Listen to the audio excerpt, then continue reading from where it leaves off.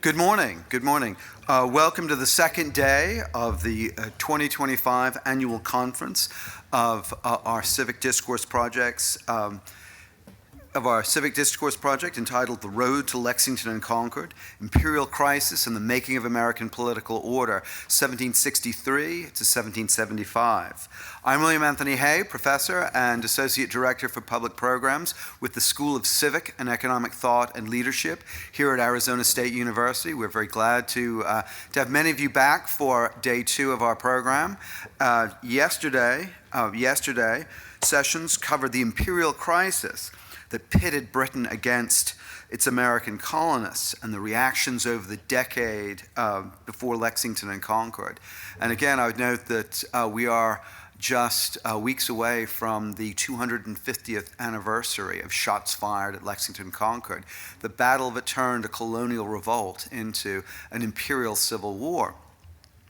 Today we will address factors that shaped responses and mobilized American opinion before closing our conference with Professor Jack Green's view on neglected debates in Britain over the American question and the larger picture behind all of that. I would thank you again for joining us. We are so glad to have our partnership with Arizona Public Broadcasting and to have all of you join us. It's one thing to put on a show, and it's a lot more to have an audience, especially on a Saturday morning. So thank you for coming out.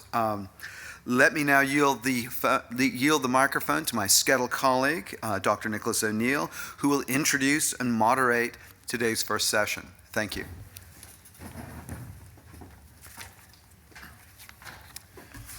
Good morning, everyone. It is a pleasure to be here to introduce our panelists for our third panel of the weekend, Mobilizing American Opinion in the Shadow of Revolution. I am Nicholas O'Neill. I'm an assistant teaching professor in the School for Civic and Economic Thought and Leadership here at Arizona State University. Our first panelist is Kate Carté, who is professor of history at Southern Methodist University. She is the author most recently of Religion in the American Revolution, an Imperial History, published by the University of North Carolina Press for the Alejandro Institute of Early American History and Culture in 2021, which won the Albert W. Outler Prize from the American Society of Church History. She is currently studying the role of religion, trust, and partisanship in Revolutionary-era Savannah, Georgia. To her right is Jacqueline Beatty, who is Associate Professor of History at York College of Pennsylvania. Dr. Beatty teaches courses in Early American, Women's and Gender, and Public History. She received her PhD from George Mason University in 2016, and her first book, Independence, Women in the Patriarchal State in Revolutionary America, was published with NYU Press in 2023. She also has bylines in the Washington Post, Time, and Salon. Finally, our third panelist is Frank Cogliano at the University of Edinburgh, an author of A Revolutionary Friendship, Washington, Jefferson, and the American Republic. Dr. Cogliano is professor of American history and a fellow of the Royal Historical Society and former president of the Scottish Association for the Study of America. He holds degrees from Tufts University and Boston University. Professor Cogliano also serves as Dean International at the University of Edinburgh. His most recent book, Revolutionary Friendship, Washington, Jefferson, and the American Republic, was published by Harvard University Press in 2024. And he is currently writing a book, The Earth Belongs to the Living, Why Jefferson Matters, with Peter Onuf. And with that, I will hand the stage over to Dr. Carté.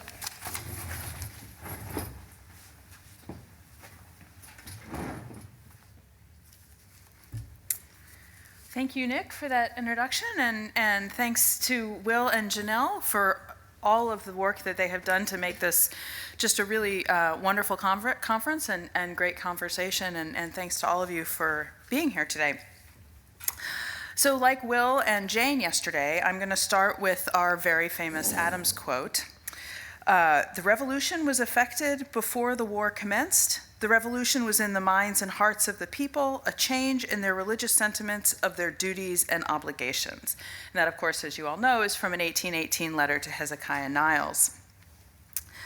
With these words, Adams helped to set the agenda for a great deal of the scholarship on the connection between political allegiance and religion in the Revolutionary era.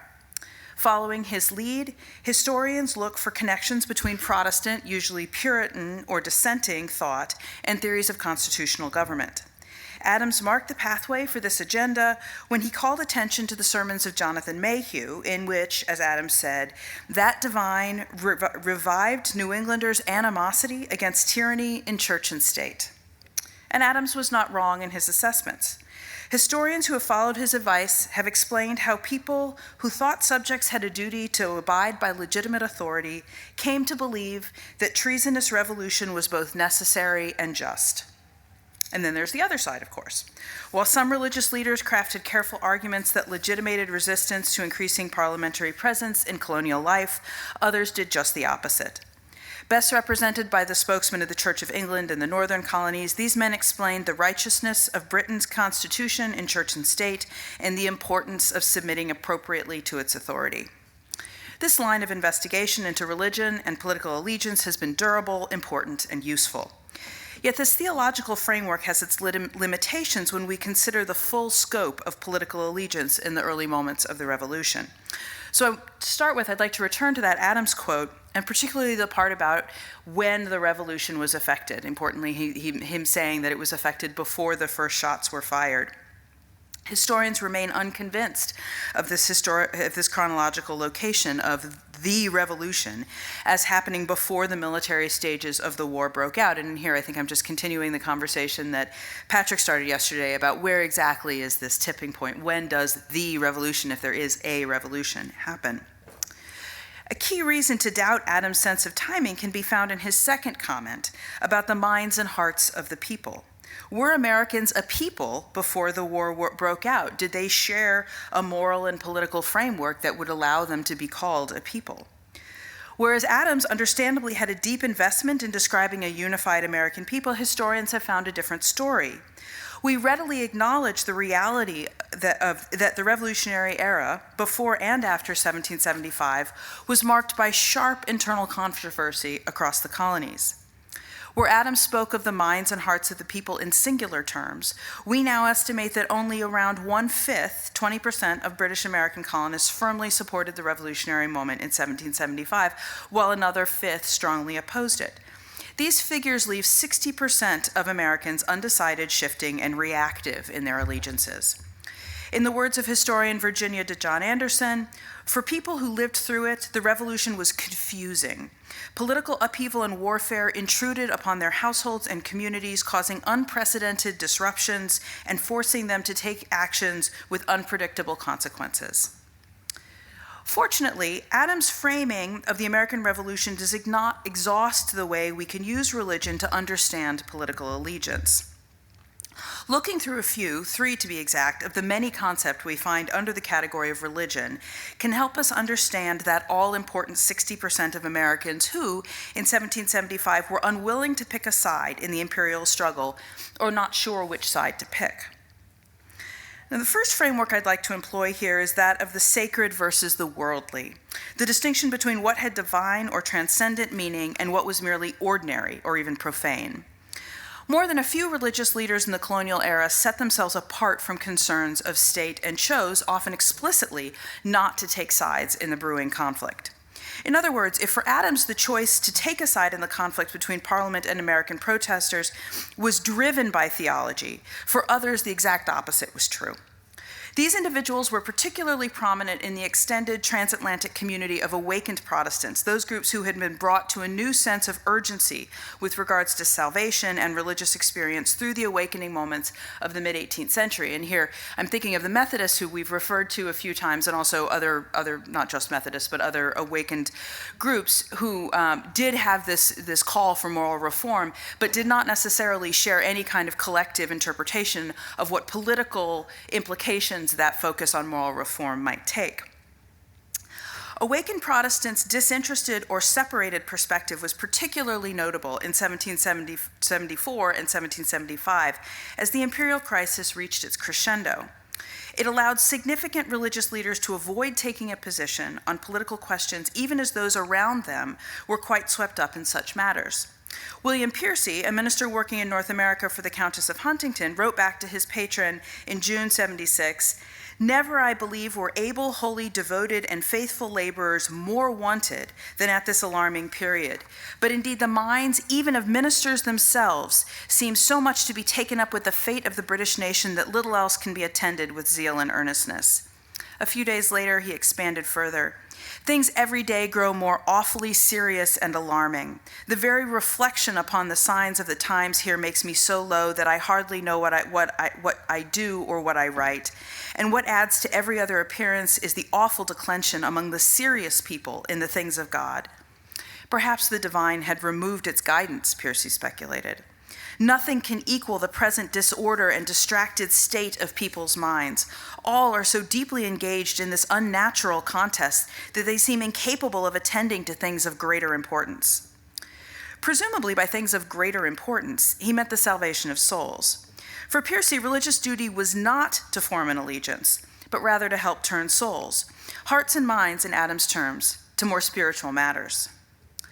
When we begin noticing how religious commitments may have restrained rather than encouraged the formation of political allegiances in these critical moments, it becomes clear that it was not an isolated phenomenon. And I'm thinking here particularly of Sarah Crabtree's work on the Quakers and her identification of a nation of Zion, a political commitment to a transnational concept of community that transcended politics and made it difficult to pick sides in the revolution, and a commitment that went sort of over and beyond their pacifist leanings. This is a crucial point because this perspective can also be used to explain diversity within denominations, which is important because denominational frameworks are so often what we use to look at religious history, and so often those are what fail us. It's even useful for understanding the Church of England. Many Anglican clergy saw the patriot cause as a threat to divinely constituted political authority, making their choice to speak out against that movement straightforward, and that's the story we usually tell about them. But that was not a universal experience. Historian James Bell has found that 40% of Anglican clergy in the colonies took the American side, though they may have done so in ways that sidestepped their roles as clergy, such as by serving on local committees of safety. Perhaps even more important, Bell was unable to find clear political leanings for a full 20% of Anglican clergy serving in the colonies. This group opens up fascinating questions. Gaps in the record surely account for some of them, but not for all. Nor would it be fair to assume that these men, all of whom had undertaken work as clergymen and crossed the Atlantic either to be ordained or to take up their posts, were inauthentic in their spiritual commitments. Perhaps a significant number of these men felt that their faith required them to stand apart from political matters. Perhaps they placed pastoral responsibilities ahead of politics and thus avoided the political record. In other words, theological commitments may well have delayed or precluded partisan choice. A second lens for rethinking political allegiance in the American Revolution comes from religion's capacity to define and sustain communities. Of help here is religious studies theorist Thomas Tweed, who offers a definition of religion that is particularly well suited to the migratory context of 18th century British Atlantic America. He defines religions as, quote, confluences of organic cultural flows that intensify joy and confront suffering by drawing on human and superhuman forces to make homes and cross boundaries. The key word in this formulation is homes. Indeed, Tweed later defines religion even more succinctly as housework and homemaking.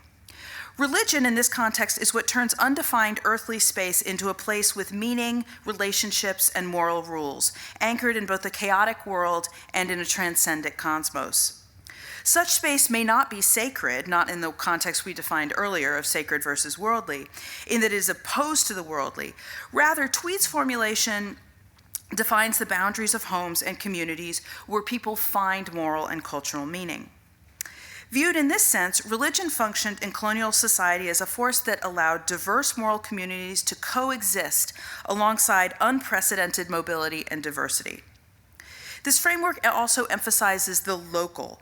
It emphasizes personal interactions. It encourages us to take a group that we can identify and look out to see to whom they felt connected, who they defined as their moral community. Drawing from the work of historian Marl Farrelly, we learn that Catholics did not make uniform political choices in the revolutionary moments of 75 and 76.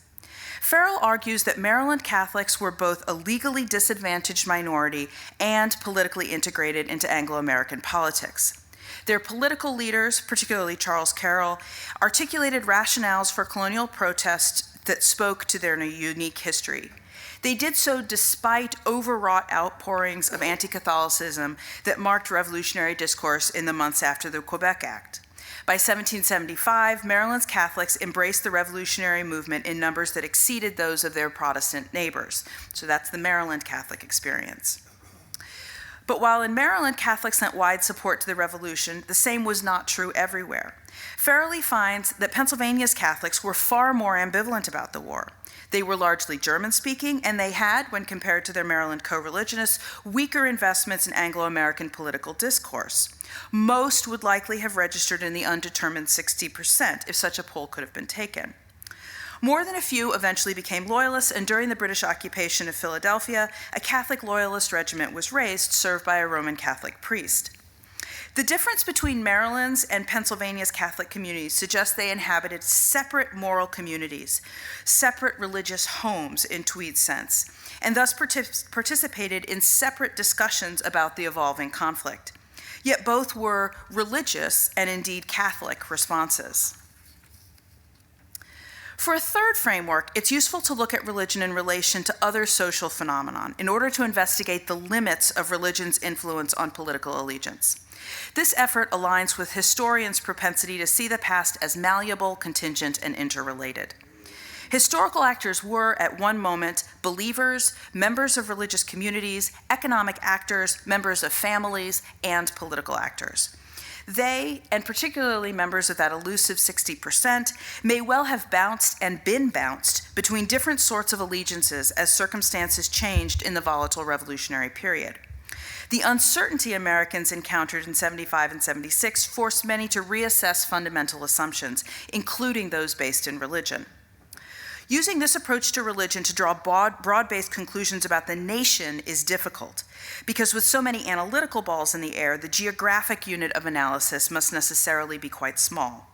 If John Adams found a way to describe the minds and hearts of Americans, and in so doing helped build a national mythology that elided regional and political difference, historians investigating religion as one of many influences find that even a unit as small as a county or a congregation included multitudes of opinions and choices. And this is a pretty accurate representation of that 60%. Take, for example, the group of people connected through Savannah, Georgia's orphan house known as Bethesda. It was founded in 1734 as a philanthropic project led by transatlantic evangelical celebrity George Whitefield. When Whitefield died in 1770, he left Bethesda to his patron, the Countess of Huntingdon. She was initially dubious about the project. By the 1770s, it had grown to include thousands of acres of land, rice plantations, and dozens of enslaved Africans. She overcame her doubts, however, and she sent a fresh group of missionaries there in 73 under the guidance of Reverend William Piercy, whose comments on the coming fight we've already encountered. The renewed project was plagued by disaster. Distrust and scandal among the new arrivals were compounded by a fire that devastated the complex and by poor management of the plantation. Then, before it could find its footing, the American Revolution brought hardships of a different kind. Bethesda's history through this chaotic period is difficult to unpack, and it demands we question when and how religion shaped the situation. On one level, the whole thing is religious. It's staffed by religious people. It's a religious project, but that's not quite enough in terms of asking where religion matters in this place. Consider, for example, the relationship between the Countess and William Piercy. The two had been close, regular correspondents. They had built deep trust based on their shared religious experiences. For quite a while, after Piercy moved to America, the Countess trusted Piercy's religious devotion and commitment implicitly. Then more troubling news emerged. Piercy neglected Bethesda in favor of long-distance travel and preaching, and he made questionable business and management decisions, although neither of those facts distracted or necessarily undermined his religious commitment. Then he sided with the Americans in the political fight with Great Britain, and he married the daughter of a wealthy Charleston merchant. In fact, there's still a statue of him in Charleston in honor of his patriotic preaching. For the Countess and those in her circle, these professional and political choices were connected and provided reason to question Piercy's spiritual reliability. But not so for Piercy. He continued to believe that he had a moral claim based in shared faith on the Countess. The unraveling of the Piercy-Huntington relationship is worth probing because doing so exposes the assumptions we bring to the subject of religion, political allegiance, and the revolution. If we assume that individuals of the same theological or denominational context made similar choices, or even grappled with the revolution in shared terms, then those two should have agreed about which side to support. If we assume that people who were closely connected in moral communities came to shared conclusions, Tweed's version of religion, they should have agreed. Both of these frameworks fail us. The simplest explanation for their fracture, of course, is that Piercy was a self-serving con man, which he was. But I think that's a bit beside the point. I think the answer is a little bit more yes and. Forms of allegiance and commitment beyond religion must be used to determine when and why the Countess and Piercy chose to act in the way they did. Before 75, decisions on both sides were made in a way that placed religious commitments first. Then something changed for each of them, whether ideologically or opportunistically. At some point, there's a moment of political reassessment in this relationship. Piercy then put his skills and credentials as a clergyman to use for the patriot cause. Something also changed for the Countess. In 74 and 75, she was committed to a transatlantic religious movement that had not been defined in political terms and had no political litmus tests. Yet by late 75, she apparently was committed to parliamentary authority in the colonies. A new political boundary existed between the Countess and Piercy without any meaningful change in the types of factors that religious historians engage. In other words, their shared religion failed them. I don't have time here to go into all the details of the moment, but expanding out from this example suggests the need to remember the limits of religion when we look to understand political allegiance in the Revolutionary era. Not because it wasn't important, but because its disruption was important in this moment of new political formation. When we think of the messy 60%, then, we should not just be looking for people whose choices were shaped by pre-existing religious commitments, but also for people for whom political choices may well have led to religious ruptures. The revolution led to the formation of new denominations and new religious movements. Such changes are too often simply associated with growing legal religious freedom. We should not lose track of the religious dislocation that new growth depended on. John Adams wrote that revolutionary Americans were a people possessed of intelligence, fortitude, and integrity sufficient to carry them with steadiness, patience, and perseverance. It's a noble portrait, painted a generation later by an aging leader who was at once proud of what he and his peers had accomplished and eager to ensure that the memory of the revolution was something that steadied the republic in the future. Building a nation out of a chaotic rebellion requires very careful myth formation. Focusing on a particular kind of religious argumentation served Adams, served that myth formation, and has served many subsequent historians well. And it was pretty good history. Still, it does little to help us understand the religious experiences of most Americans who faced the precarious challenges of 1775. The disruptive and often violent creation of new political groups shook communities across the British North American colonies. Many of the people who occupied the messy middle 60% drew on moral and ethical frameworks based in religion. Sometimes those frameworks reminded them that earthly matters should be set aside or disregarded to maintain focus on the divine, delaying their engagement with the imperial crisis. Sometimes they helped define community boundaries, which in turn shaped experience in ways that confounded simple denominational or theological reductionism. They even became irrelevant or dropped from meaningful use when crises created by the political fight made religion and moral formations and moral frameworks into little more than an abstraction. In short, when we reassess the subject of political allegiance and religion on the road to revolution, we find a world far more believable, but far less usable for national mythology than John Adams would have wished. Thank you.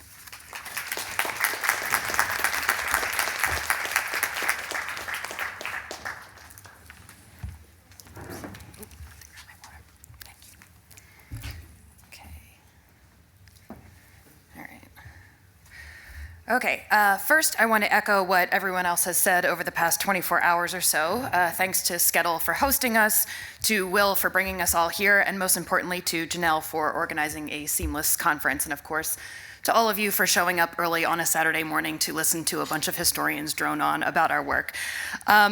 So I have to admit something right off the bat here. I am not really a political historian. At least the work I do doesn't fit neatly within the confines of traditional political history, and I tend to have a much more capacious understanding of what counts as political history than most. Just ask my advisor, she will tell you. While I will not be discussing the Carlisle Commission, nor will I mention leaders like Jefferson, Adams, Franklin, or Dickinson, I will address the elephant in the room, that we haven't yet heard about the role of women in the years leading up to the War of Independence. But never fear, I've got you covered. So, the colonists' most effective forms of resistance to British policy in the imperial crisis were, of course, the organized non-importation and non-consumption movements. As many historians have argued, male dissidents knew that their efforts in organizing non-importation and non-consumption would fail without the compliance and participation of women. This much is not in doubt. Consumption was, after all, the work of women. It was women who scanned newspaper advertisements to note which goods would be entering their local port and sold by their neighborhood merchants. Such advertisements notably targeted female readers, as producers and sellers of such wares knew that purchasing was women's purview. It was women who frequented the shops where these goods would be sold, and it was women who managed household finances in order to purchase these goods. An effective non-consumption movement thus required the colony's primary consumers to comply with these efforts. For decades, and in some cases nearly half a century, historians have highlighted how women took part in collective political action to a degree unknown in colonial American society that would really not be replicated until the antebellum reform movements advocating for suffrage and abolition. Their work was critical, and men and women alike understood this. This alone allows us to draw the conclusion that women's collective action in the imperial crisis was not just integral to the success of these protest movements, but also was a watershed moment in American women's political history. What I think the scholarship lacks, however, is a much more nuanced analysis of the gendered dynamics of this collective action. The first point I'd like to make, but will only mention briefly in the interest of time, is that both early Americans and contemporary historians have characterized women's political activism in the imperial crisis as a mere extension of their domestic roles. It is thus not observed either as a challenge to the gendered order or, I think, taken seriously as a particularly potent force. Confining this work exclusively within or merely as an extension of the domestic realm connotes a form of what we might call soft power. In this interpretive framework, women influenced but did not exercise control over the political sphere.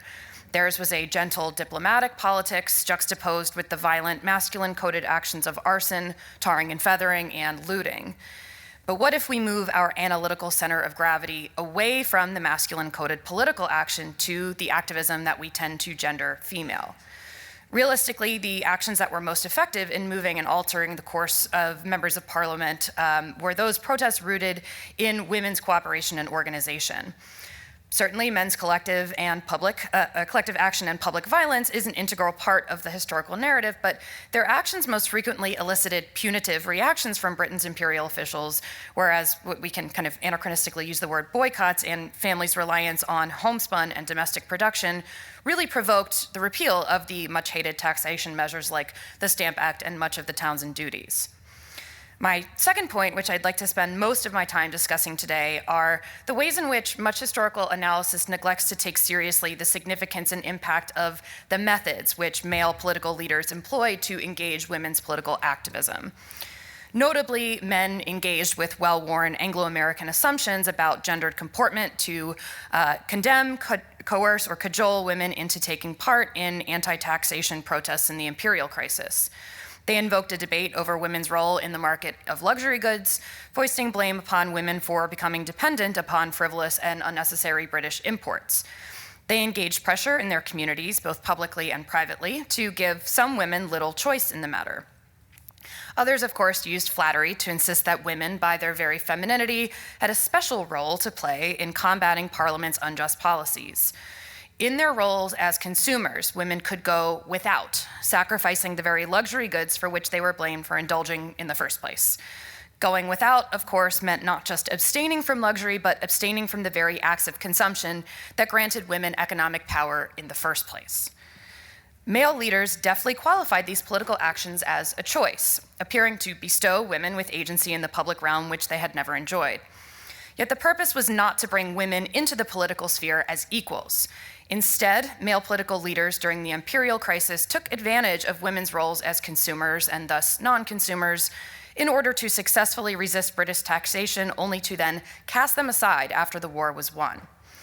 In this way, male political leaders succeeded in exploiting women's power as consumers while reinforcing the boundaries of Anglo-American patriarchal society, secured once again by the time of the early Republic. We must then provide more nuance in our investigations into the complex gender dynamics of political protests during the Imperial crisis. Women's collective and individual action, primarily non-consumption, organizing spinning bees, production in lieu of purchase of household goods, and consent to non-importation agreements, must be observed both as a moment of political advancement for women and as a continuation of women's subjugation in the political realm. The significance of women's political power in this period must not be discounted or undermined by domesticating their work and sacrifice. Men, of course, recognized this power. As such, they sought to control women's influence in the economic realm and wield it as a weapon against British taxation policies. Men's methods in doing so took many forms. First, they extended the so-called luxury debate to emphasize the negative political consequences of women's ostensibly frivolous purchases. Next, male leaders drew attention to women's choices in the consumer marketplace to underscore their political power. And in an attempt to elicit compliance and conformity from women, these leaders emphasized women's unique position in the collective action of the imperial crisis, namely how women could best serve the cause by going without and fulfilling their domestic roles as producers within the home. Male political leaders accused women of undermining American virtue through their consumption of luxury goods. By framing consumption as a practice that supported frivolity, degradation, and emasculation, then, male leaders effectively scolded women for engaging in one of their most powerful economic roles as consumers. They forced their families to become dependent upon British imports to the detriment of domestic production and consumption. Their actions created impediments to freedom, ultimately having the effect of depriving free citizens of their liberty. Luxury was sinful, and luxury sapped the public virtue. Women's consumption habits obstructed the so-called rights of Englishmen, which the imperial crisis's dissidents sought to restore. Such castigations might lead one to believe that men took no part in the disturbing consumer practices of their wives, mothers, and daughters. Men, of course, enjoyed the fruits and pleasures of these purchases just the same, and so too did men encourage women to purchase and don these consumer goods prior to the crisis. While women did the work of consumption, men still had access to and made use of these products to suit their own needs and, of course, wants. Men seemed to prefer to act the scold rather than to take on the burden of fulfilling the important role of consumer for their families in women's stead. As one scholar noted, quote, "The luxury debate revealed a well-developed capacity among male commentators to blame someone else for one's own lack of control. These bad faith accusations of women's natural propensity, alleged natural propensity for luxury, thus underscore men's anxieties about women's power in the marketplace." Regardless of its inconsistencies, the luxury debate thus cast women consumers as the obstacle to meaningful progress in resisting unjust British taxation policies. That was at least the public and often widely published rationale for such critiques of women's purchasing habits. In reality, women's roles as consumers implicitly challenged male authority in a variety of ways, thus revealing the primary source of men's anxieties. Women's critical error was maintaining a hold of power that men did not have, a cardinal sin in a deeply patriarchal society. First, and perhaps most significantly, consumption provided women the privilege of choice, or, depending on one's political views, the right to choose. Women chose how to spend their family's money in the marketplace, all while the terms of coverture restricted married women's abilities to own and control property in their own names. Women chose to buy products or to make them at home. They chose to purchase luxurious silks or porcelain or simple fabrics, and most notably, they chose to support unjust taxation policies with their purchases or to challenge Parliament's overreach by refraining from consumption altogether. The challenge faced by those who denied women's propensity for luxurious tastes, of course, was that those responsible for this pernicious discourse required the support of such women, in spite of these characterizations. Women may have shouldered the blame for a culture increasingly weakened by the seductions of luxury goods, but their participation was also required in the fight against such frivolities. Consumerism being the purview of women made it powerful and thus problematic. Realistically, there was no way for women to be completely divorced from the events of the imperial crisis, so harnessing their influence and power seemed a wise strategy. It was incumbent upon male leaders to actively persuade women of the gravity of non-consumption and household production of goods like homespun. A new discourse on women's capacity for self-sacrifice then was required to elicit women's support and, more importantly, their labor. While women's catapult in the political realm was not generally met with enthusiasm from men, it was at least understood as a necessary evil to accomplish the goal of forcing Parliament's repeal of certain tax measures.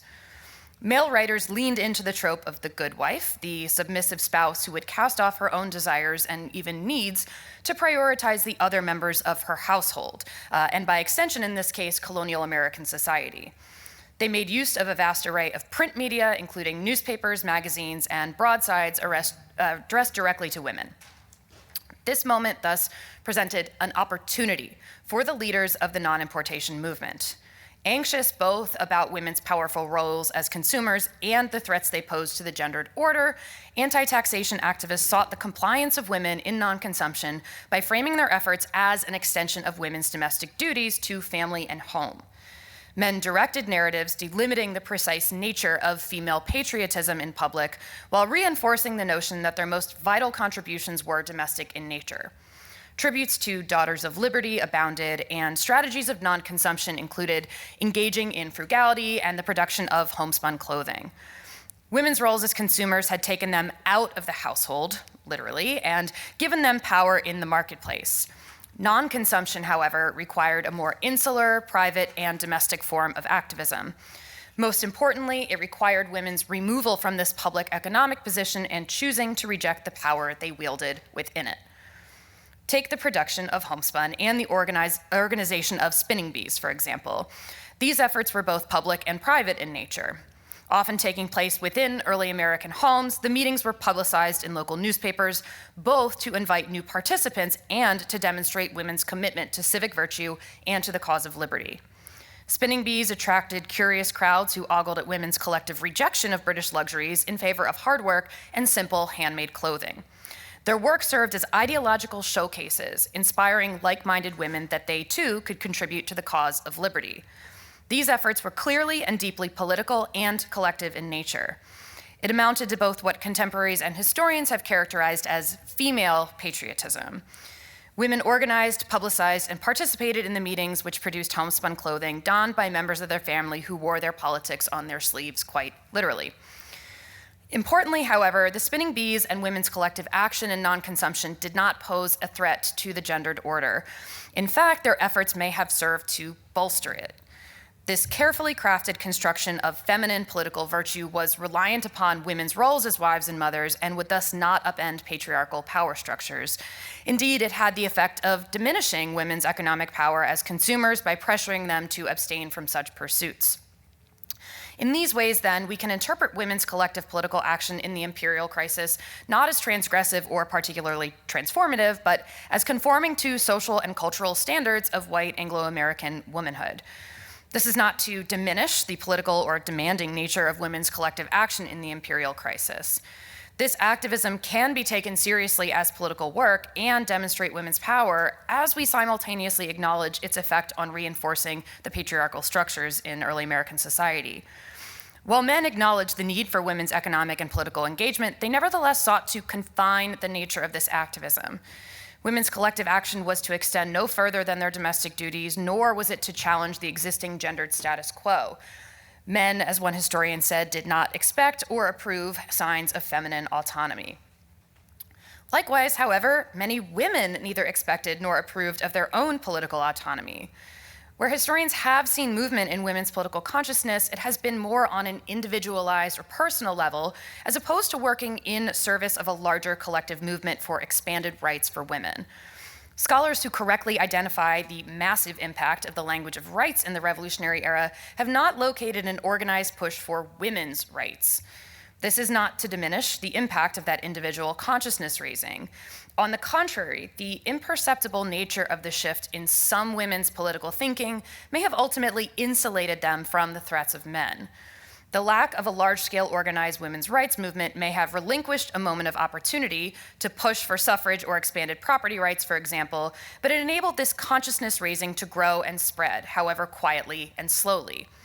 Despite the stunning collective efforts of women in non-consumption, this work acted as a powerful symbolic reminder of the limits of political and economic power women wielded in early American society.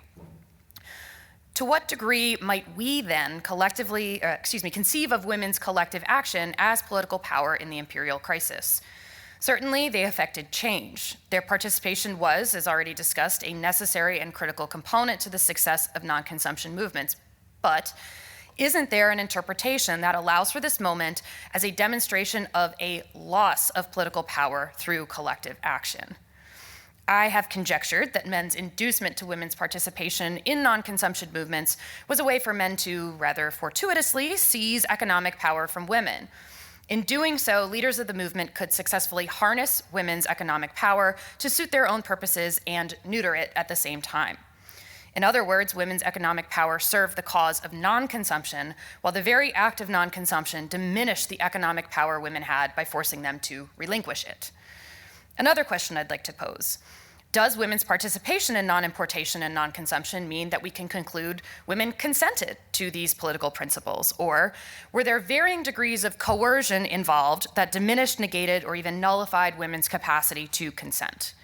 Consider, for example, pressure from members of their communities, their neighbors, members of their family, friends, their spouses. Organizations like the Sons of Liberty enacted extra-legal violence within their communities, targeting those who did not comply with non-importation and non-consumption efforts. Perhaps women themselves would not be subject to the full weight of these threats, but their husbands, sons, and other men in their lives certainly would have. Worse still was the fact that some women lived in constant fear for violent reprisals from their husbands for not obeying them properly, right? Women held economic and political power in their roles as consumers, but we cannot truly know the degree to which they were capable of fully consenting to such activism, given the social and cultural forces of the patriarchal system in which they lived. This moment may be interpreted as a challenge to long-held ideas about women's political capacity, that is, that society recognized its potency and men actively sought it out. But women's political activism still served the underlying forces of a relatively conservative revolution, one that would not upend the patriarchal social order save for its rejection of hereditary monarchy. In fact, this kind of collective action by women may have reinforced that patriarchal hierarchy through their assent to relinquishing a measure of their economic power in favor of the performance of domestic patriotism. There would not be a large-scale collective action movement like this among women, as I said, until the antebellum period, when suffrage and abolitionist activists found common cause to challenge the patriarchal status quo. But just because women's political activism served the purpose of the patriarchal order does not mean that it could not have also served to heighten women's political consciousness. It was unlikely that a collective action movement that asked women to politicize their domestic roles would have led to the creation of a new republic which saw and treated them as equals. Linda Kerber's astute and, I think, pragmatic conclusion comes to mind. Quote, "To ask what women might have done had they lived instead in a world that allowed political concerns to be women's concerns is to ask an unanswerable question. To criticize them for not acting as if they lived in such a world is pointless." What we are left with in this instance, as is so often the case in investigations of women's political power, is a paradox. It is power and disempowerment, it is transgressive and conforming, it is explosive and confining. The complicated character of women's collective action in the imperial crisis would color the realities and perceptions of their political power throughout American history, and in many ways, I think, continues to this day. Thank you.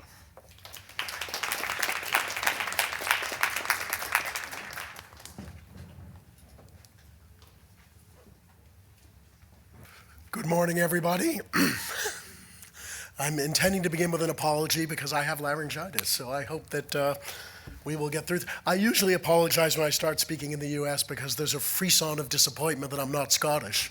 But now there's a frisson of disappointment because you can't hear me. So I will do my best. It's great to be here. Thank you so much to Will for the invitation. Thank you to Janelle and colleagues at SCETL for putting on such a fine event. I do want to acknowledge the students who are here from SCETL, because it was a great pleasure to meet them last night and to speak to them, and I hope to speak to them further today because they're very, very impressive. And at universities, we're in the business of teaching students, so it's good to acknowledge that. What I want to do today is spend a few minutes talking about the theme of mobilization, particularly our theme over the past couple of days has been the road to Lexington and Concord. And what I want to speak about today is a pamphlet that Thomas Jefferson wrote and published in 1774 called The Summary View of the Rights of British America, which will be familiar to many of you. The traditional view of this pamphlet, and it's arguably, I think, the most important pamphlet published, at least from the Patriot perspective, between Dickinson's letters, which we heard about yesterday from Shane, and Paine's Common Sense in 1776. I think the Summary View is the most important statement of the kind of radical Whig position on the Patriot side in the dispute between Britain and the colonies. I think that's led us, however, I really feel like I'm going through puberty again with my voice. Indulge me. I really think that's led us to misunderstand this pamphlet and misread this pamphlet, because the traditional view is that the Summary View is Jefferson kind of blossoming as a radical, and this is an important step on the way to writing the Declaration of Independence. So it anticipates the Declaration of Independence, and I think we misread it as a result of that. I don't think that, while it is a critique of British policy, particularly Parliament, it's not necessarily, and it wasn't intended to be, a step on the way to independence. Quite the contrary, and I want to develop that over the next few minutes and challenge that view. So the first thing we need to remember, this is in keeping with the theme, not being able to use the PowerPoint, and oh, got it, excellent. Should I just mention the Carlisle Commission now and get that over with? The first thing we need to think about, I would suggest to you, and the reason why, Patrick has had to leave, but if he were here, I'd say I think the tipping point is much later. Even in 1774, I'm not sure we're there yet. Thomas Jefferson did not think of himself and did not think of the colonies as independent in 1774. Thomas Jefferson was a Creole planter, as Peter and Annette pointed out last night in the session where they discussed young Jefferson. And what that means is Jefferson had a kind of quite profound but quite deep dual identity as a Virginian, yes, but also as a Briton. He's an Anglo-Virginian. And what I mean by this, and what that means, I think, is he strongly identifies as a member of that aristocratic Virginia elite with Virginia, but he also strongly identifies, at this point, with Britain. Peter mentioned yesterday that Jefferson was an Anglophobe. I'm not so sure about that. I think he's got a little more Anglophilia in him than perhaps, this is something we ought to sort out before we finish our book. But I think his connection to Britain at this stage is peculiar but deep, and I want to elaborate on that. But the image I like to use with students and others to illustrate Jefferson's Creole identity is this map of Virginia, which is the Fry-Jefferson map of Virginia produced in the mid-1750s. And the reason I like it is, if you see the complete map, and I couldn't fit the whole thing in the slide, is it's a grandiose statement of Virginia's pretensions. It's much bigger. The area encompassed is much bigger than the current state of Virginia, or even the soon-to-be independent state of Virginia. It's basically most of the central part of North America. It's a statement of, if Britain calls itself Great Britain, and people in Britain see themselves as a greater nation, Virginians have a lot of that amongst the, in the way they identify with their position in the colonies. And I think the Frye-Jefferson map illustrates that. It also, I like it because it illustrates the aristocratic nature of the Virginia elite. The Jefferson in the Frye-Jefferson map is not Thomas Jefferson, it's his father, Peter Jefferson, who helped complete this map in the mid-1750s with Joshua Fry. So it emphasizes those familial connections which are important. And thirdly, I think this map's important because of the cartouche. Try it again. There we are. In the lower right. Now, this map was published in London, but it's an imagined view of Virginia's place in the British Empire. What we see is we see a planter there who's seated while enslaved people are loading hogsheads of tobacco. It's an imagined view of what is going on in Virginia, but it's testimony to Virginia's economic role in the empire. And I think this map is important, and the reason I'm spending some time on it is because it's an expression of the world in which Jefferson was born and came of age. It's a world he thinks needs reforming, unquestionably, as he will demonstrate in the summary view, but he's not necessarily ready to break it apart. He will be. We're getting to the tipping point, but he's not quite there yet in 1774. Now, the summary view of the rights of British America is a funny document. It's unlike Dickinson's letters, Farmer's letters, or Paine's Common Sense, or many of the other pamphlets we'll be familiar with, or many of you will be familiar with. It wasn't written as a pamphlet. Jefferson, in the summer of 1774, drafted instructions for Virginia's delegation to the First Continental Congress. And he was bringing them to Williamsburg to present to the delegates to take with them to Philadelphia. And he became ill with dysentery. He was stricken with dysentery. It's hardly the most kind of heroic backstory for the publication of a major pamphlet, and he was unable to deliver these instructions, and so he gave them to his enslaved body servant, Jupiter Evans, an exact contemporary, and Jupiter Evans delivered these to Peyton Randolph and to Patrick Henry to transmit to the members of the Continental Congress. And so the origin story of this pamphlet is interesting. It's also interesting, I think, because this is a briefing document.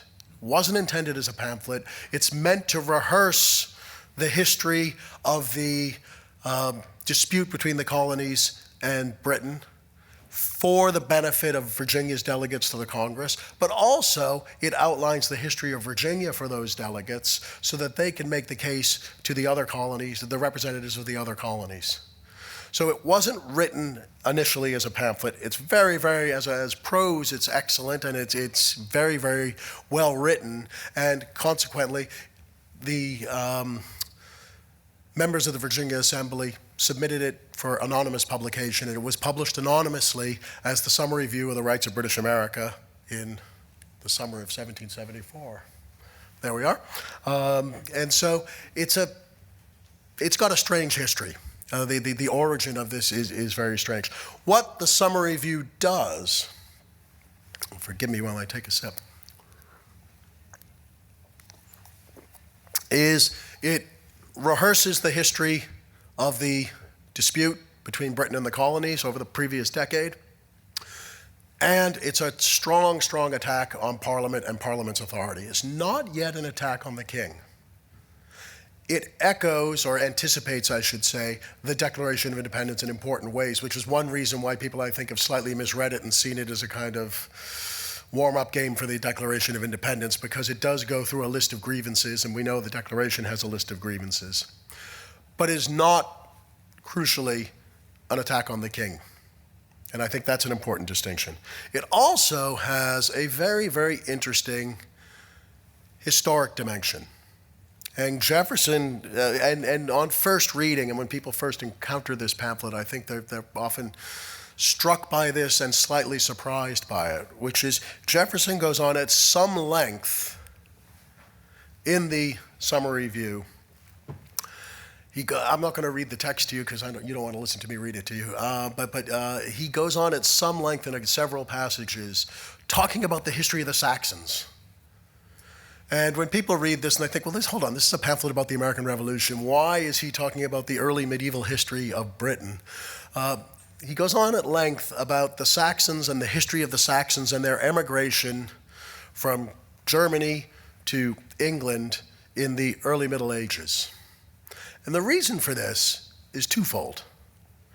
First, he makes the case that the Saxons, when they emigrated from Europe to Britain, brought their rights with them.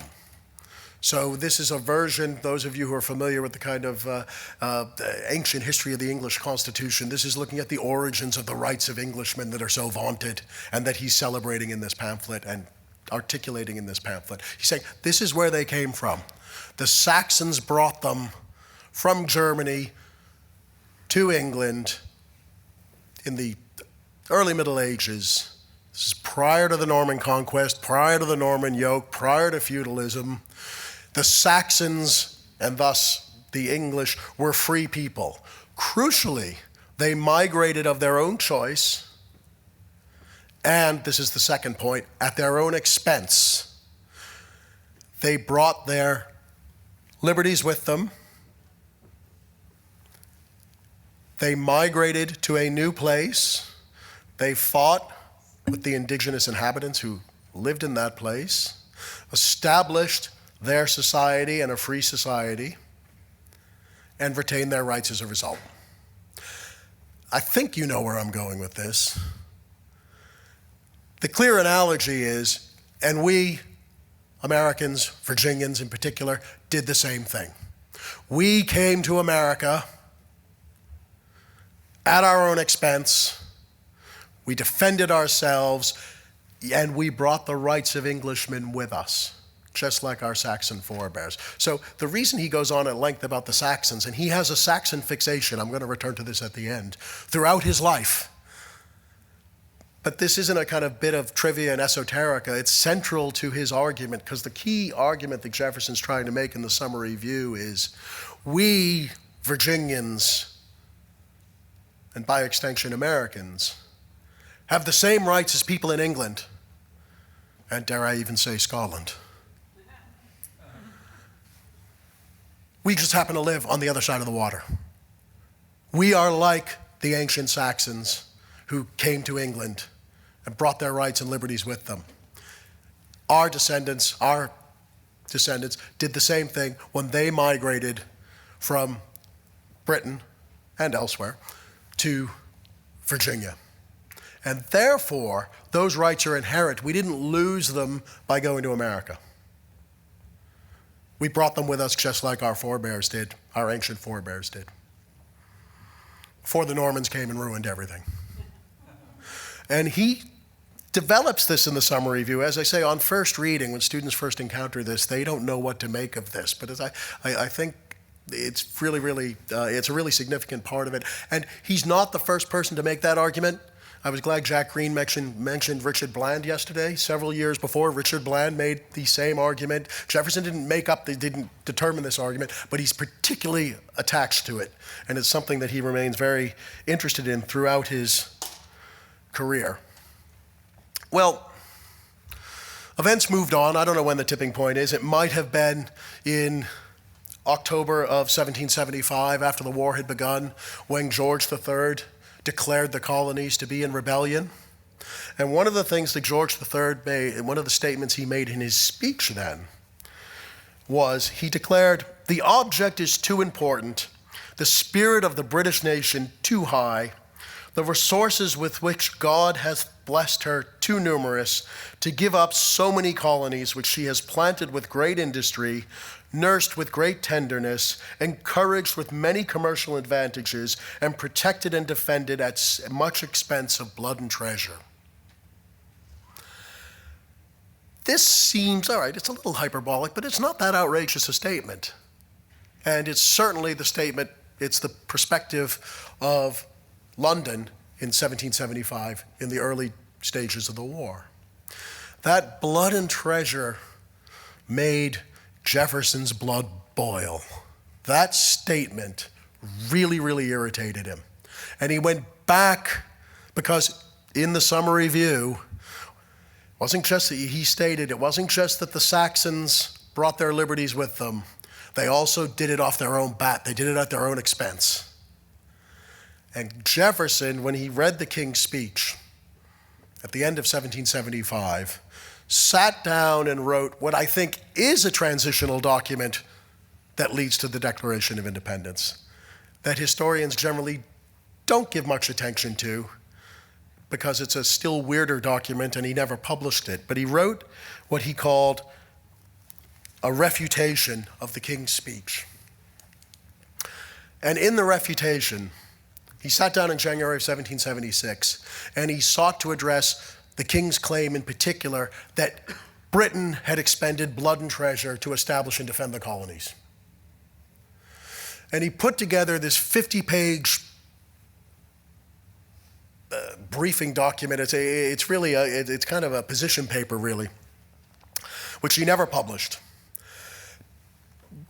Demonstrating, he closely read Hakluyt, and he looked at the early origins of Virginia in the 16th century and said, look, Walter Raleigh, the early settlers of Virginia, like the Saxons before them, paid for this themselves. They undertook this expense. They were not supported by the crown. And therefore, his reasoning went, the king was wrong. Now, this is interesting, I think, because what we see here, at least in Jefferson's mind, is a dialogue between King George on one hand and Thomas Jefferson, who at that point, King George didn't know and didn't reckon and wouldn't have known, except possibly as the author of the anonymous author of the Summary Review. But Jefferson's seeking a dialogue with the king. And in this refutation, he starts to criticize the king. Remember, this is January of 1776. He says, well, I don't think you're a bad king, but you might be a foolish king if you're being deluded by your advisors to make such an absurd statement, to say that you bore the expense, you, the British state, bore the expense of our settlement. And so this slightly esoteric question, well, look, the whole revolutionary dispute is about money, right? And what money represents. He's saying, we paid for our own settlement and defense, you didn't pay for that. Jefferson didn't publish this. In part, he didn't publish it because it's not his best writing. It's a fairly narrow point. But in January of 1776, Common Sense is published, which totally changes the terms of the debate. So this esoteric kind of debate about who paid for what doesn't really matter anymore. So he shelved it and never published it. But I think it's that what we're seeing is that's the moment at which he is starting to turn on the king. So I don't think the Summary Review is the crucial document in the same way that many historians do. Conclude by talking about the Saxons again. Jefferson never gave up his Saxon fetish, enthusiasm. When he designed the curriculum at the University of Virginia, he wanted Anglo-Saxon taught on the curriculum. In the summer of 1776, he proposed that the mythical Saxon brothers, Hengist and Horsa, be on the seal of the United States as the forefathers, the people who kind of best represent the liberties that the United States was fighting for. He sought to teach himself Anglo-Saxon. He remained incredibly enthusiastic about Saxons throughout his life. And there's certainly an interesting journal article to be written on this, not by me, but by somebody who can read Anglo-Saxon for one thing. But the Saxons never go away in his thinking. And that's because he's looking towards a pre-feudal history of England to find the rights of Americans and to mobilize Americans for war and ultimately independence in the summer of 1776. Thank you.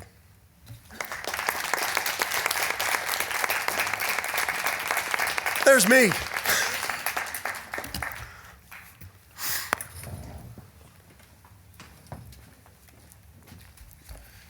I'm sure you'll all join me in thanking our panelists for 3 really fascinating papers. I'd like to begin by apologizing for being an interloper in the history of American independence. But the papers here, as well as throughout this weekend, have made me think of the words of the Martinician poet Aimé Césaire.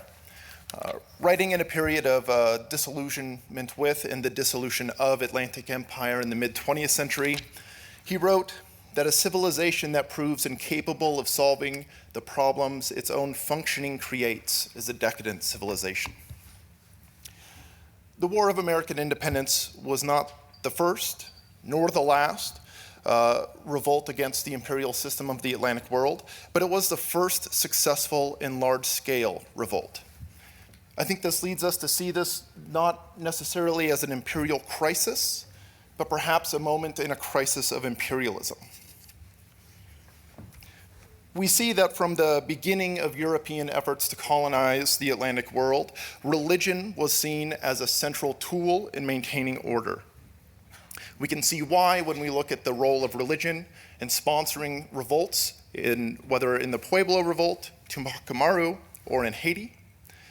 But I think this leads us to question, what is the role of religion in sustaining empire, and why does it begin to fracture here at the end of the 18th century? Similarly, Atlantic empires profited by controlling both production and consumption. We see as a result throughout the imperial period anxieties among colonial officials and rulers about gender and its connection to imperial order. We also see women both participating in and leading resistance movements throughout the Atlantic world, such as Queen Nzinga's war against 17th century Portuguese colonialism in Angola.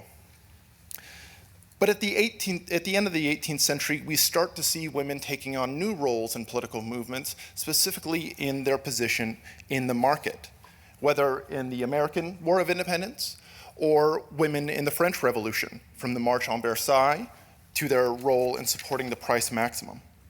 So what is it that's changing now throughout the Atlantic world at the end of the 18th century that begins to give women this tool of resistance? Similarly, we see throughout the colonial period the Creole landowning class identifying itself and its interests with the colonial metropole and maintaining its rule. Whether in Virginia, Haiti, New Spain, Gran Colombia, at the end of the 18th century, we begin to see these Creole landowners only identifying themselves as part of a new nation through the process of renegotiating the colonial relationship. And so I wonder, why do we begin to see, only at the end of the 18th century, these Creole landowning class identities fade in favor of identities based on place? And after that, we have a microphone here for those who would like to ask our panelists some questions. Actually, my question is for you, is to what extent do you think Jefferson's summary view is aimed directly at Lord Mansfield, and particularly Mansfield's speech on the repeal of the Stamp Act? The reason I ask is because I think Mansfield's role in the Revolution is not at all highlighted as much as it ought to be, and Jefferson, late in his life, in fact, in his last letter to Madison, he says how much he loathes William Blackstone because Blackstone is teaching what he calls honeyed Mansfieldism, that is his attitude towards sovereignty. So I'm curious as to whether the summary view might be intended directly to refute Mansfield's theory of the empire. Thank you for that. I don't think it's directly intended to, in answer to your question, directly addressed to Mansfield, because it wasn't written as a direct address to anyone. It was written, as I said, as a briefing document for the Virginia delegation to the Continental Congress. So I think the premise of your question is good, because he certainly had his opinions about Mansfield and Blackstone, but I don't think, in answer to your question specifically, the summary view was addressed to Mansfield. But thank you. Thank you all very much. I have a question about faith and the revolution, more particularly, but I think one that could maybe bring these 3 papers together. You mentioned Pennsylvania Catholics and Maryland Catholics sort of coming to different conclusions. And if you wanted, I'm sure at the time, or at any time period, 5 different opinions on any political event, you'd put 2 Catholics in a room, right? So I'm curious, what about practice? Because there's a lot of people who are Christian, and there's people who are Christian, there's people who are Catholic, and then there's people who are Catholic. So did practice differ in Pennsylvania versus Maryland? Were the Maryland Catholics, maybe they went to Mass more often, so they were more engaged, or what have you? And my also follow-up question is about this movement, women sort of taking on this economic power. What role did faith play in that? Are these women who are they Quakers? Are they what are they? Right? What denomination do they believe in? What do they practice? What do they do? Sure. That's a great question. Practice is even asking a question about religious practice, I think, is fantastic because it invites us to look at the way that communities, specific religious communities, were formed and defined with tools beyond just sort of elite sermon pronouncements. So I'm sure I'm not a specialist in either of those Catholic communities, but my guess is that if you think about the history of Catholicism and its ethnic roots in different places, certainly immigrant Catholicism is marked by different communities, that you would see overlapping forms of distinction between those two communities that would reflect kind of the boundaries of how they identified in-group and out-group, or who they wanted to discuss issues of significant importance with. And that's really, I think, where we get the best bang for our buck in trying to understand how people came to the conclusions they came to about whom to support in the conflict as it's arising, that it's overlapping factors, it's specific communities that were abutting each other and were coming to different conclusions. And I think practice is just another fantastic way to kind of define where those boundaries might have been. So, thank you. Yeah, and as far as religion and impacting these movements, I think of Laurel Ulrich's work on the spinning bees and how she talks about a lot of these meetings happening within homes, but they also happen within church communities, and ministers are present and they're helping women organize, and it's seen as an expression of piety and patriotism simultaneously. So it certainly has a significant role to play. Well, thank you for these 3 fabulous papers. Frank, I agree with you on, I think that we've seen numerous tipping points, and it depends on what's tipping. But in terms of the move toward independence, I think you're absolutely right. What I want to caution against, though, thinking that there's only one driving force behind that tipping point, and it can be tempting, I'm not saying you're doing this, but to let Jefferson stand in for all Americans. As you point out, this is a very Virginia statement, although he says it's for all of America. The interesting thing about what they're responding to is George III's declaration that the colonies are in rebellion. It arrives in January of 1776. And it's fascinating for Jefferson, he runs it through this kind of Saxon, it's heavily masculine, it's probably pre-Christian. I don't think the Saxons coming into England I think they're pagan at this point. For a lot of people, though, what's significant is that the colonies are being expelled from the king's protection. Washington, outside Boston, sees it in those terms. And yeah, Jackie, in terms of your paper, I think it's really interesting the role that these women patriots play in enacting the loss of protection. Yes. Kate, I'd be interested in hearing how this plays. There certainly are, Christian patriots who would respond to this Jeffersonian kind of armed masculine patriotism, but there's also a tradition of kind of in a Constantinian, the king's job is to protect his people in church. And I think both these things are actually happening in this tipping point. I agree. Yep. Thanks, Lags. I agree. I think the one thing about Jefferson, but actually those leading Virginians anyway, they think Virginia is America and that they are speaking for America when they speak for Virginia. They're not, but they believe they are. Or they don't even see the difference, I think. I guess I really appreciate the way you framed that as the tipping point not being one thing. And as I think about as I try to find tools to understand the 60% of Americans who were on the fence, or to us with our current tools look as if they were on the fence, and this is sort of unabashedly framed by our own polarizing moment. I think the challenge is that we have such a strong understanding of why prominent leaders on both the pro and con side of the revolution took their positions, that it becomes difficult for us to investigate all these other options. We can sort of pile them on, and I don't have an answer here. This is what I'm grappling with, is how do we kind of bring order and analytical clarity to what I guess I'll quote Travis Glasson as you described it the other day, the unaligned, right?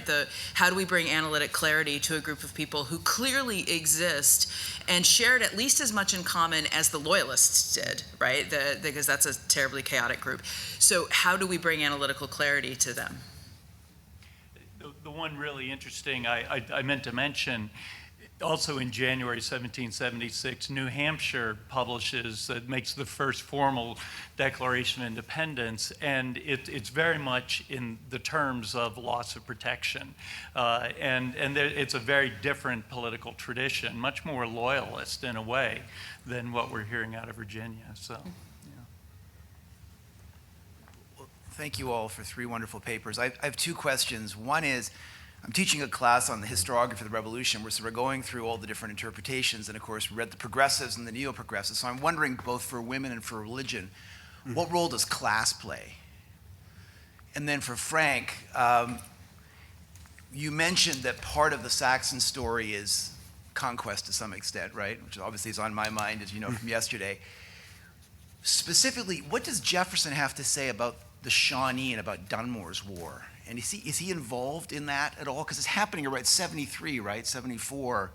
So I'm just wondering, is that something that he's either involved in, or is he thinking about it? I don't think he actually talks about that in the sum review. It's been a while since I've read this. So I'm just wondering, Dunmore's War, and then just sort of Native Americans more broadly, what role is it playing in his imagination of settlement? Yeah, I actually, regarding the role of class in women's activism, there was at least a paragraph, maybe 2, that ended up on the cutting room floor to try to fit this into 20 minutes. Yeah, so you give me the opportunity to mention it now, but to a certain degree, we can also argue that women's participation in non-consumption movements grants them is evidence of a relative degree of privilege, because going without, the ability to go without, and the ability to choose to go without, they had to have some measure of class privilege. And of course, there were plenty of women and families across the North American colonies that always went without, but not by choice, right? And of course, tiny violin for those that are having to give up their luxury goods because of peer pressure. But, what constitutes luxury is also subjective to some folks. So there's some of that element as well. In terms of religion and class historiographically, the first thing that comes to mind is religion being the opiate of the masses, right? So for the most part, historiography on religion does not grapple with the class question, but with the exception of some stuff in trying to figure out how awakening movements play in, but it's largely unsuccessful. I think the overwhelming impetus has been to see religion as a unifying factor, and that has obscured some more significant class differences. Thanks for that, Craig. Jefferson on Native peoples he's got a lot to say. He subscribes to the kind of stadial view of history from the Scottish Enlightenment, and believes, at least where Native peoples are concerned, in contrast to people of African descent, that he basically says, this is back to his early history stuff, they're akin to Europeans north of the Alps prior to the Roman arrival. And he says, with enough time, they could progress and be like us, that is, white Americans. On the other hand, they're unlikely to have enough time. And so he argues for assimilationism and says, they could be citizens alongside us, et cetera, et cetera. On the other hand, when he's governor of Virginia during the War of Independence, he authorizes George Rogers Clark to wage war. He uses language we would consider genocidal. The same world will not do for them and us. And although I do think that quote, which I've done exactly what historians do, I've taken that out of context because it really is directed at the indigenous people of the Northwest who are waging war on Virginia settlers in Kentucky. And so it's quite specific. Nonetheless, that's his the kind of language he uses, and he uses that at different times as Secretary of State and President as well. With respect to Dunmore's War in particular, I don't know. I'm looking to Peter and Annette as to whether they know whether I don't think he said anything about Dunmore's War. I don't think he said anything about that. But it's a good question. So,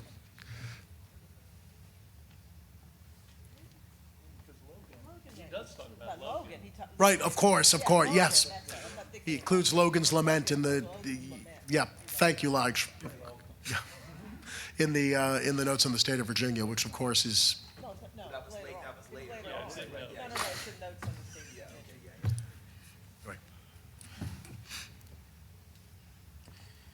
Thank you for the panel. This is mostly for Frank on the debate about Jefferson's views, how revolutionary, so to speak, they are, and at what point. In response to Tim's comment, because Jefferson keeps keeps everything, right, that he writes, and we have, decades and decades of his writings, and he changes his views. To read a comment from many decades later about when he's clearly turned against many things British, about honeyed Mansfieldism, doesn't fairly, I think, hold a place with understanding his mind in 1774, when we know he's making arguments about the constitutional tradition of liberty.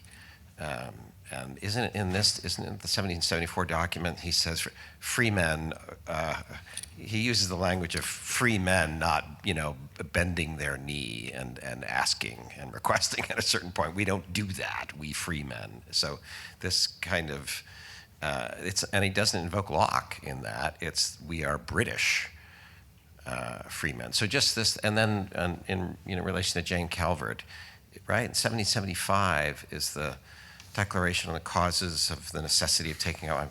I'm sorry, I'm a political science person. I can't remember all these Declaration historical of the Causes details. and Necessity of Taking Up Up Arms. with Dickinson, right? Yep. That Dickinson and Jefferson go back and forth, and that's really not a Lockean document either. That's sort of this common law, British constitutional legacy and history of freedom. So I'm picking up on your thought.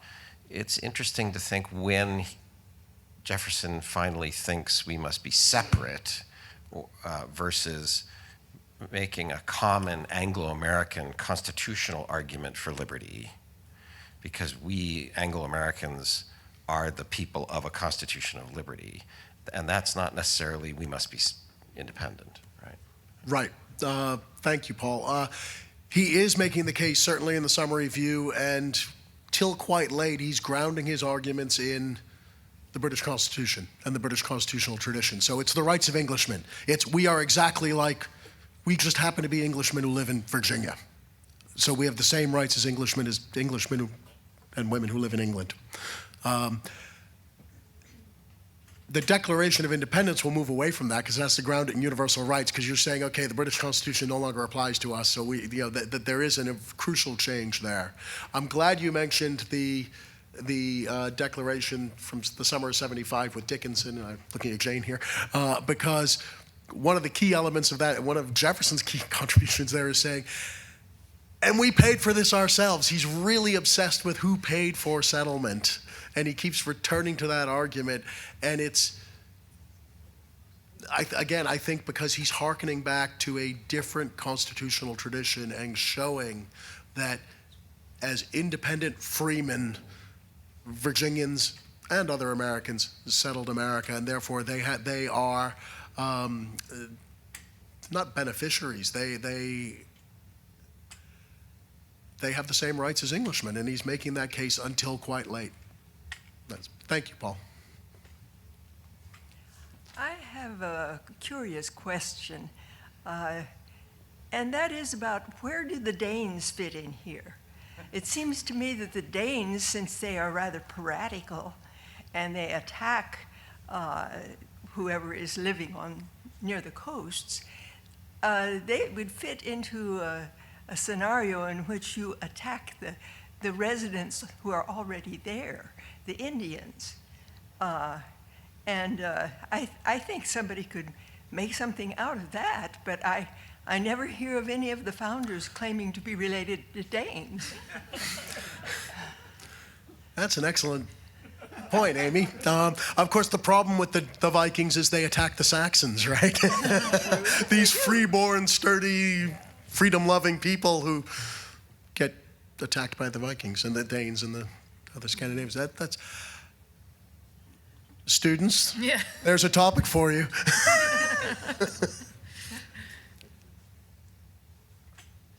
I was really fascinated by your discussion of the Saxons' role in Jefferson's thinking, and I wonder, what about the Angles? Did anyone pay attention to the Angles? Going back to my early medieval history now. I mean, the Angles for Jefferson in this thinking are, I think, the equivalent to Native Americans. I don't want to push this too far because he doesn't say much about it, but they are the indigenous population among whom the Saxons settle, and the Saxons basically improve things, and that's the way it goes. Now, maybe in his subscribing to stadial theory, the merging of the Angles and the Saxons to produce the Anglo-Saxons might be a model for him, because he does talk about possible intermarriage between indigenous people and settlers in America, but he doesn't develop it that much. But thank you, though. It's a good question. I thought those were all very interesting. Can I only talk about Frank's, because I simply don't know enough about the other two. My apologies. Sure. My apologies. Frank, interesting on Jefferson and the Saxons. Did he have any sense in light of that as to whether he thought that the German troops fighting were, as it were, Saxons who had been degraded because they came from, many of them, the same part of Germany that the Saxons came from? That's a question. As a minor point of elucidation, I don't think he would have thought of the Angles at all as the Native Americans. The Angles were grouped in with the Saxons when people thought of the Saxons, just as for the same matter the Jutes were grouped in. So when they referred to the Germanic invaders of England, they called them Saxons, whatever the original distinction was. But anyway, I was interested more in Jefferson than in the 6th century. Right, yeah. Thanks, Jeremy. I mean, I do think that he did make passing reference. I mean, again, I don't want to have a debate with you about the Angles and Saxons, because I know from my head. He did make passing reference to the natives of that land, though. So he does recognize that the Saxons are settling a place where there are people. So I think that is important. In answer to your question about the German troops, he doesn't, at least to my knowledge, make a connection between them and the ancient Saxons. Right, thank you very much. Thank you. Well, I hope you'll all join me in thanking our panelists once again. And with that, we have a 15-minute break.